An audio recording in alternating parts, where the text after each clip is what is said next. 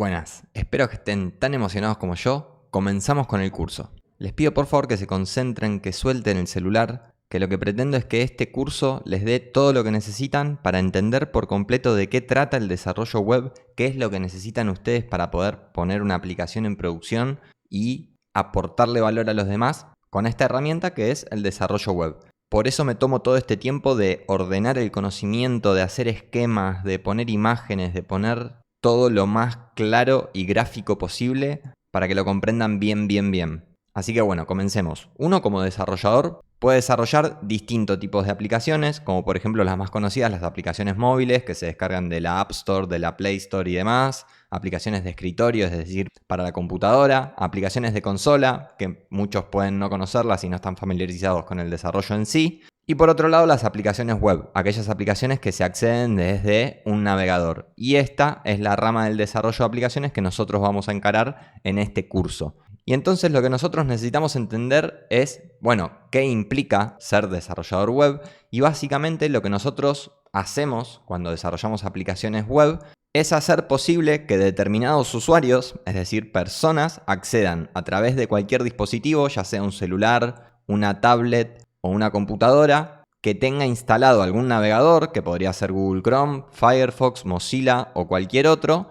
que puedan acceder a una interfaz gráfica que le permita hacer diversas cuestiones. Por ejemplo, en nuestro caso nosotros vamos a ver cómo hacemos una aplicación de tareas, que yo ya tengo una versión terminada, y básicamente lo que permite esa interfaz gráfica es que los usuarios creen tareas, las editen, las eliminen, inicien sesión, cierren sesión, se cambien la foto de perfil. Nada, le permite hacer ciertas cuestiones y esta aplicación va a ser bien sencilla porque nos vamos a enfocar en entender de qué trata el desarrollo web y no en el proceso de desarrollo en sí de modelar datos y todas esas cuestiones, que ya sería otro curso un poco más avanzado. Lo primero es entender los fundamentos y entender lo que estamos haciendo. Entonces, por ejemplo, nosotros acá tenemos esta interfaz gráfica y lo primero que nosotros tenemos que preguntarnos es, ¿cómo está haciendo el navegador para mostrarme esto por pantalla? ¿Por qué cuando yo entro a esta dirección web, de repente el navegador me muestra esto? Y ahí es donde entran los tres lenguajes básicos del desarrollo web, que muchos ya los conocerán, que son HTML, CSS y JavaScript. Estos son los lenguajes fundamentales con los cuales el navegador, al interpretarlos, nos puede mostrar por pantalla esto que está mostrando. El HTML es la estructura de la web.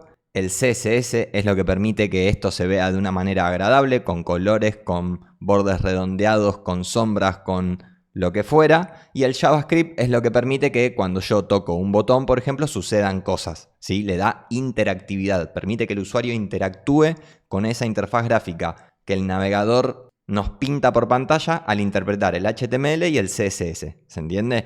Entonces, genial, pero ahí nos surge otra pregunta, que es, bueno, pero ¿cómo hace el navegador para recibir estos archivos? ¿Por qué cuando nosotros nos metemos o ponemos esta dirección en el navegador, de repente cuenta con estos archivos para mostrarnos eso por pantalla? Y ahí lo que tenemos que entender es un poco el concepto de Internet, que es la red que comunica a un montón de dispositivos alrededor del mundo. Y básicamente nuestra interfaz gráfica, la que está en el navegador de cada uno de los usuarios, se comunica con uno o más servidores o computadoras. Siempre que escuchen servidores, imagínense que son computadoras que están conectadas a Internet las 24 horas del día, 7 días a la semana, cumpliendo alguna función. Y básicamente esas funciones, ¿cuáles pueden ser? Primero, que un servidor puede estar cumpliendo el rol de enviar los archivos a este navegador. Por ejemplo, cuando nosotros entramos a esta ruta, lo que está pasando es que el navegador en el cual tenemos estos tres archivos se está comunicando con una máquina, con una computadora, y esa computadora le devuelve estos archivos. Esa es la primera función que puede cumplir un servidor: poner a disposición del navegador los archivos básicos que éste necesita para pintar la interfaz gráfica. Después, por ejemplo, hay otros servidores que hacen las veces de bases de datos, por eso pongo almacenar información e interactuar con ella. Por ejemplo, va a haber un servidor de MongoDB que nosotros vamos a tener, en donde van a estar almacenados los usuarios que inician sesión y las tareas que fueron creando, que editan y demás, ¿sí? Entonces ese servidor va a estar cumpliendo ese rol. Después otro servidor puede estar cumpliendo la función de almacenar archivos multimedia que estén disponibles para que cuando nosotros, por ejemplo, miren, vamos a iniciar sesión, pido un código, ahí está enviando un código a un email que es este email que tengo acá. Ahí me llegó el código, copio este código, me dice código enviado con éxito, pongo el código, le doy a ingresar y perfecto, ahí ya voy a iniciar sesión. Y acá en el perfil yo tengo esta imagen y esta imagen está hospedada en otro servidor, en otra computadora que es distinta a la computadora a la cual el navegador le pidió los archivos de HTML, CSS y JavaScript que necesitaba para pintar esta interfaz gráfica. Y acá lo que quiero explicarles es que todas estas funciones la pueden cumplir distintos servidores o si nosotros quisiésemos podríamos usar una misma computadora para todo. Después iremos viendo cuándo conviene una cosa u otra, pero no se preocupen, entiendan que podríamos tener los archivos multimedia, la base de datos, la lógica de la aplicación, los archivos que le queremos mandar al navegador y todo lo podríamos hacer en un solo servidor. Pero por diversas cuestiones, a veces uno decide, por ejemplo, usar más de un servidor, como por ejemplo el de la base de datos, típico caso. Uno lo delega en un proveedor de servicios en la nube que te dice, che, yo tengo esta compu y no solo te alquilo la compu, sino que ya te dejo todo preparado como para gestionar una base de datos MongoDB y me encargo de la seguridad, del escalado, de un montón de cuestiones relativas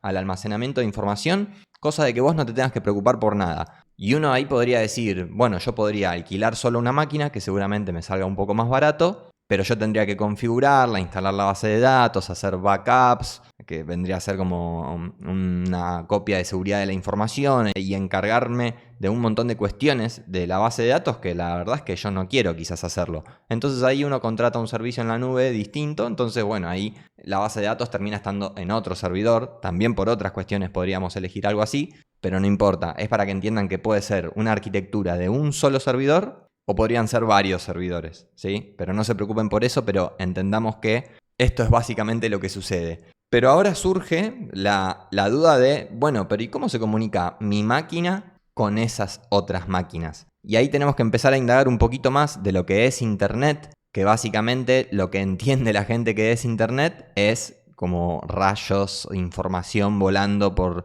la nube, por ese concepto tan como abstracto de decir la nube. Bueno, si los servicios están en la nube, como que la información pareciera como que vuela y que es toda satelital. Y la realidad es que dista mucho de la realidad, que básicamente Internet es una red de cables submarinos que recorren todo el fondo oceánico. Todos estos cositos que ustedes ven acá, todos estos colores, son todos cables. No sé de cuándo es esta imagen, pero básicamente imagínense que Internet no es nada más que conectar a todos los computadores del mundo a través de cables. Y para cruzar todo el océano lo hacen por el fondo submarino. Y básicamente estos son los cables, ¿ven?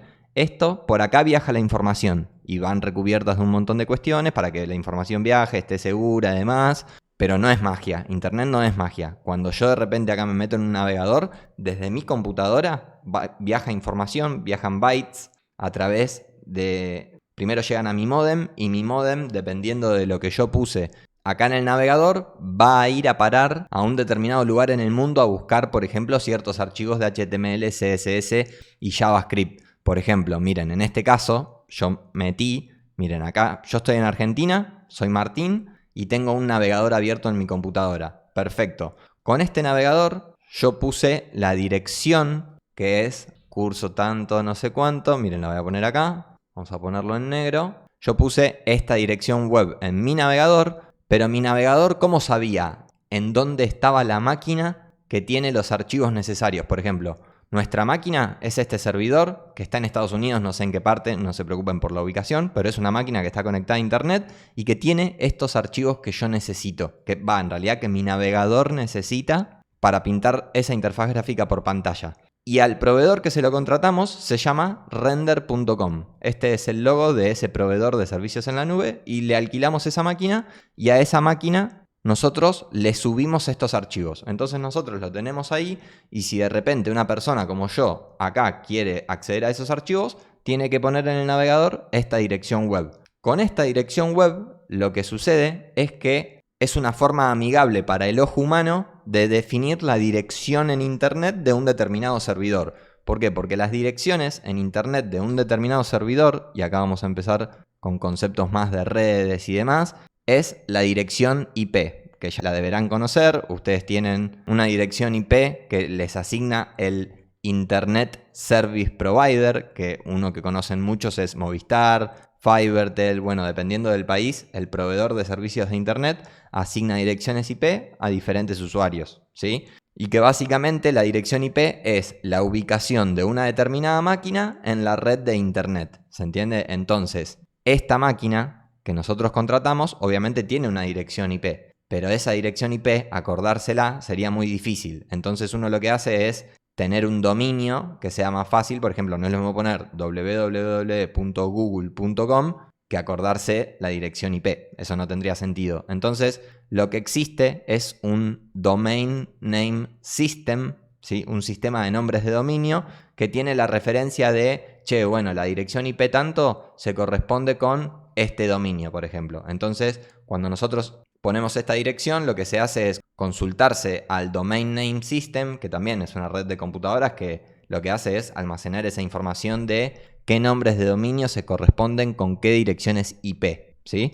Y ahí me devuelve la dirección IP de dónde está esa máquina, y con esa dirección IP nosotros podemos, en realidad nuestro navegador puede sacar la petición, y esa petición va viajando por todos los cables hasta llegar a donde sabe que tiene que llegar, que es este servidor. Cuando este servidor recibe esa petición, lo que hace es devolver estos archivos también a través de los cables submarinos y termina llegando a nuestro navegador. Por ejemplo, miren, si nosotros abrimos las herramientas de desarrollador que tiene el navegador, por ejemplo, voy a venir a estos 3 puntos para que vean cómo se abre, vengo acá a más herramientas y fíjense que acá están las herramientas del desarrollador, de la persona que desarrolla aplicaciones web.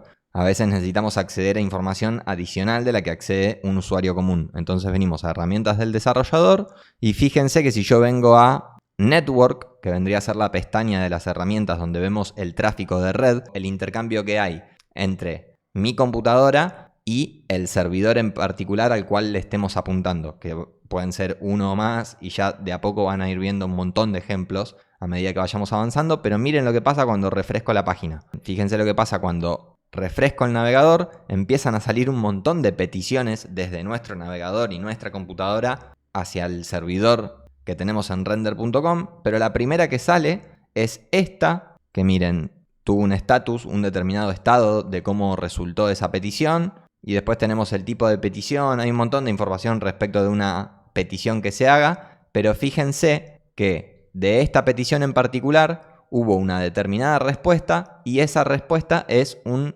documento HTML, que es la estructura de la web, lo que define que en esta página va a haber un botón, que va a haber un elemento de este tipo, pero básicamente llega a la estructura de la web. Pero en la estructura de la web, en el encabezado de ese documento HTML, también hay hipervínculos a otros archivos que necesita esa aplicación para, por ejemplo, verse de una manera linda, amigable para el usuario. Fíjense que uno de los primeros hipervínculos que encontramos es este, que es una etiqueta de tipo link, que refiere a una style sheet, a una hoja de estilo, que está en la ruta css/styles.css, que esa es la denominación de una carpeta, pero una carpeta donde en nuestra computadora no, una carpeta en esta computadora, en este dominio, que vendría a ser en esta computadora que está acá. Nosotros en esta computadora, en ese dominio, tenemos almacenados nuestros 3 archivos, y en la primera petición nos devuelve el archivo HTML. Pero el archivo HTML en su cabecera nos dice, che, pero además necesito este determinado archivo CSS. Entonces ahí sale otra petición y vuelve a viajar el archivo CSS. Pero además va a haber referencia a que también necesita archivos de JavaScript. Y ahí empiezan a haber un montón de peticiones entre nuestro navegador y ese servidor para que nos mande todos los archivos que se necesitan. Y esta comunicación que hay entre mi computadora y esta computadora que almacena los archivos se hace a través del protocolo HTTP, que muchos ya lo conocerán, que viene de Hypertext Transfer Protocol, protocolo de transferencia de hipertexto, porque en sus inicios lo único que se transfería a través de la red de internet eran elementos HTML, que viene de Hypertext Markup Language, o lenguaje de marcado de hipertexto. Y de ahí surgió el protocolo HTTP, que básicamente lo único que dice es, che, bueno, va a haber un montón de servidores o computadoras distribuidas por todo el mundo y tenemos que enviarnos información de unas computadoras a otras y que se puedan entender entre ellas. Entonces armaron básicamente un lenguaje, una manera de comunicarse, un conjunto de reglas para que uno diga, bueno, yo tengo esta computadora acá y tengo esta otra computadora acá y me voy a comunicar a través de un determinado lenguaje, protocolo, paradigma, conjunto de reglas, como quieran llamarlo, ¿sí? Pero básicamente este protocolo tiene dos partes súper importantes que son las requests y las responses, que vendrían a ser las peticiones y las respuestas. ¿Por qué? Porque en principio lo primero que pasa es que nuestro navegador hace una petición y después vuelve una respuesta con el HTML. Encuentra en el HTML referencia a un archivo CSS y vuelve a hacer una petición y vuelve una respuesta. Y así con todo, ¿sí? Y la primera vez que ingresamos a la página web y hacemos Enter, perfecto. Ahí ya nos llegaron todos los archivos que el navegador necesitaba para pintar la interfaz gráfica que queríamos por pantalla y además nutrir de interactividad para que cuando yo, por ejemplo, toco este checkbox, esa tarea quedó marcada como finalizada, por ejemplo. Entonces, si yo refresco, eso permanece de esa manera. Pero eso sucede porque nuestro servidor, además de estar encargado de darnos estos archivos al navegador para que podamos interactuar y usar la aplicación, digamos, también contiene archivos de JavaScript que nosotros vamos a escribir, pero que nosotros no lo vamos a escribir para que los mande al navegador. No. Estos otros archivos de JavaScript lo que van a hacer es darle instrucciones a nuestro servidor para que esté escuchando peticiones de nuestra aplicación. Por ejemplo, cuando nosotros estamos acá en la aplicación, fíjense, voy a borrar todas las peticiones. Fíjense lo que pasa cuando quito el check de una de las tareas. ¿Qué pasó ahí? Salió una petición. Nuestro navegador envió una petición a nuestro servidor diciéndole que esta tarea con un determinado ID, que justamente es este ID, ya no tenía que estar terminada. ¿Se entiende? Entonces, hay unas peticiones iniciales que son para que el navegador se pueda hacer de los archivos necesarios, pero después hay otro tipo de peticiones, como esta, que miren, si la inspeccionamos, miren, si vengo acá a los headers de una determinada petición, vemos que la request URL, que vendría a ser la URL, la dirección a la cual hicimos esa petición para poder desmarcar una tarea como terminada, es la denominación del servidor nuestro, que es la misma que teníamos acá, pero además es una ruta distinta, ¿sí? Le vamos agregando como otras rutas que vendría a ser /API, /tasks de tareas y un determinado ID. Entonces nosotros, lo que está pasando es que en este servidor nosotros dijimos, bueno, cuando nos llegue una petición a la ruta principal, que es lo que pasa cuando entramos a esta URL, cuando nos llegue una petición ahí, configuramos a nuestro servidor para que lo que haga es enviar los archivos HTML, CSS y JavaScript al navegador. Pero además, nosotros podemos definir distintas rutas dentro de nuestra aplicación en donde vamos a estar esperando otro tipo de peticiones. Entonces, en este servidor, por ejemplo, yo con este código de JavaScript le di ¿qué instrucción?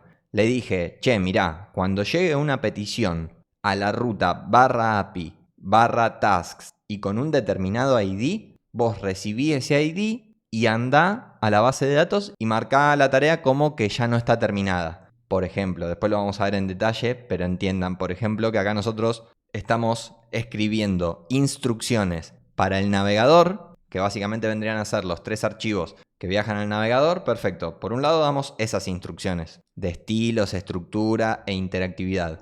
Pero por otro lado damos otras instrucciones con JavaScript al servidor nuestro para que esté preparado para recibir otro tipo de peticiones, ya más para interactuar con la base de datos de MongoDB, que después veremos cómo contratamos otro servidor y cómo nos comunicamos desde este servidor a la base de datos. ¿Se entiende? Pero fíjense que uno no tiene que aprender demasiadas cosas. Nosotros con saber estos 3 lenguajes ya estamos, porque con JavaScript estamos escribiendo la interactividad del navegador y por otro lado también le estamos pudiendo dar instrucciones a nuestro servidor para, por ejemplo, interactuar con una base de datos. Y todavía no mencionamos en ningún momento Node.js para que tengan en claro que Node.js no es un lenguaje de programación, sino que es un entorno de ejecución de JavaScript. Nosotros al servidor le vamos a dar instrucciones con JavaScript, pero para que ese servidor pueda interpretar a JavaScript necesita tener instalado Node.js, que es un entorno de ejecución de JavaScript.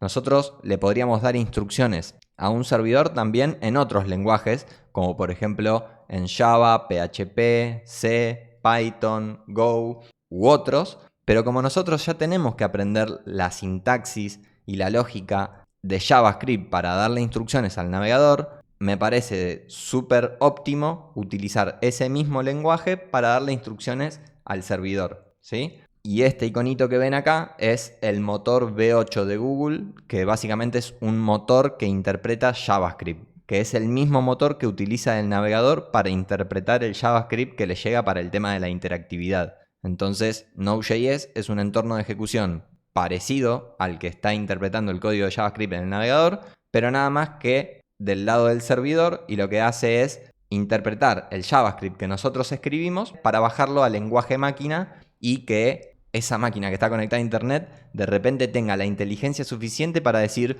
bueno, cuando recibo una petición en esta determinada ruta, voy y marco la tarea como que no está terminada. Bueno, cuando me llega una petición a otra ruta, agarro la información que me llega en esa petición y creo una tarea en la base de datos. Y todo eso lo escribimos nosotros. Son todas instrucciones que nosotros le damos, tanto del lado del navegador como del lado del servidor. Y siempre usamos el mismo lenguaje, JavaScript. Y algo acá que me quedó colgado en el tintero, que lo quiero explicar también, es el tema de los puertos, que básicamente en un mismo servidor, por ejemplo en esta máquina que nosotros le contratamos a render.com, probablemente hayan corriendo varias aplicaciones y no solo la nuestra, porque nosotros no es que le contratamos una máquina en específico, no, nos dice, vos subí tus archivos acá y listo, pero dentro de cada máquina hay distintos puertos y básicamente esos puertos se identifican con números. Entonces acá podríamos tener el puerto 4800, no importan los números, no se preocupen, el puerto 4800 en esta máquina, y por otro lado podríamos tener el puerto 5300, por ejemplo. Después hay distintos puertos que son utilizados para diferentes cuestiones en las máquinas, pero no importa, no lo vamos a ver ahora. Pero imagínense que nuestra aplicación podría estar corriendo en el puerto 4800. Entonces, básicamente, la dirección en internet de nuestra aplicación, ya no del servidor, vendría a ser la dirección IP de este servidor, por ejemplo, no sé, 243.132.32.32. No sé exactamente cuál será la IP de este servidor porque no la conocemos, pero entiendan que tiene esta estructura. La ubicación final de nuestra aplicación está en la dirección IP de un determinado servidor junto con el puerto dentro de esa máquina en el cual está corriendo esta lógica que nosotros escribimos. Con esta lógica nosotros le dimos instrucciones a esta máquina para que, por ejemplo, sea capaz de enviar estos archivos, crear una tarea en la base de datos y demás, pero capaz acá en este otro puerto esté corriendo la aplicación de otra persona o no, dependiendo. Nosotros a veces en los servicios en la nube podemos decir, no, yo quiero una computadora dedicada exclusivamente para nosotros. Pero incluso en ese caso nosotros podríamos poner una aplicación nuestra a escuchar en este puerto y podríamos poner otra aplicación a escuchar en este puerto. No importa, eso es para que puedan entender un poco cómo funciona la web, porque son conceptos confusos al principio y está bueno conocerlos. Y después en el protocolo de internet también surgen dos conceptos que a veces se puede confundir, que son el de cliente y el de servidor, y muchas veces al cliente se lo toma como si fuese solo el navegador, por ejemplo, el navegador o la máquina que está interactuando con, no sé, una interfaz gráfica o algo así. Pero en realidad, cliente en el protocolo HTTP es el dispositivo que haga la request. ¿Y por qué digo esto? Porque cuando nosotros hacemos una petición desde nuestro navegador, estamos haciendo la request y el servidor de render.com nos devuelve una response. Entonces ahí, ok, este es cliente y este es servidor. Pero ¿qué pasa? Cuando nosotros enviamos una petición para crear una tarea, primero nosotros hacemos de cliente porque enviamos esa request. Pero a su vez, nuestro servidor después saca una request a nuestra base de datos de MongoDB que está en otro servidor, por ejemplo. Entonces, en ese caso, este servidor es el cliente y el servidor de base de datos es el servidor en esa comunicación. ¿Se entiende? Pero bueno, es para que un poco se familiaricen con todos estos conceptos de internet, direcciones IP, puertos, estructura cliente-servidor, request, responses. Son conceptos que los van a ver un montón y está bueno entenderlo en un ejemplo así sencillo para que nada, se acostumbren y no les suene a chino. Es una terminología que hay que usar y yo se las trato de bajar lo más a tierra posible. Y dentro del protocolo HTTP, hay distintos métodos que después los vamos a ver cuando estemos dándole instrucciones a nuestro servidor con JavaScript. Vamos a ver que algunas rutas de nuestro servidor las configuramos para recibir distintos tipos de peticiones dependiendo de lo que querramos hacer. Por ejemplo, para que nuestro navegador obtenga los archivos que necesita, se utilizan peticiones de tipo GET, que básicamente lo que hace es, como el nombre del verbo lo indica, es obtener recursos de nuestro servidor. Pero por otro lado hay peticiones de tipo POST, que básicamente lo que buscan es enviar data para ser procesada, por ejemplo, para crear una nueva tarea. Después el método PUT, por lo general, se utiliza cuando nosotros queremos actualizar información de uno o más servidores. Entonces es como, uno podría usar el método que quiere de HTTP, pero lo importante es siempre guardar como una determinada lógica y que si estamos enviando una petición de tipo POST, sea efectivamente para crear algo y no para obtener recursos. ¿Se entiende? Lo que se busca estableciendo un protocolo de comunicación es justamente que la comunicación sea lo más fluida posible y comprensible entre las distintas máquinas que se comunican a través de Internet. Así que bueno, este video va a quedar acá. Me parece que quedó bastante claro. Este gráfico ni lo veamos, no pasa nada. Ya me parece que con esto súper alcanza. Y en el próximo video ya vamos a centrarnos un poco más en, bueno, somos una persona que tiene una computadora en su casa, como por ejemplo yo acá en casa, y queremos empezar a pensar, bueno, está bien, me gustaría tener esta aplicación. ¿Y por dónde empiezo? ¿Qué hago? ¿Qué tengo que tener en mi compu? Así que bueno, déjenme por favor sus dudas en los comentarios. Tengo muchas ganas de hacer un vivo para que interactuemos, para que me cuenten sus dudas, para que me cuenten su situación, para que veamos cuestiones específicas de la aplicación. Pero fíjense que yo me tomo mi tiempo para explicárselos porque la idea es que sea un solo curso. Después yo lo voy a dejar todo de hecho metido en un solo video con los timestamps, con los minutos en que esté cada tema. Pero ahora van a ser videos separados, pero yo no quiero escatimar con lo que les cuento y con el ejemplo y con la claridad y con nada, porque quiero que sea un solo curso, quiero que lo entiendan desde acá. Así que bueno, espero que les haya gustado el contenido, que hayan aprendido bastante en este video. Déjenme sus dudas en los comentarios y nos vemos en el próximo video. Chau chau.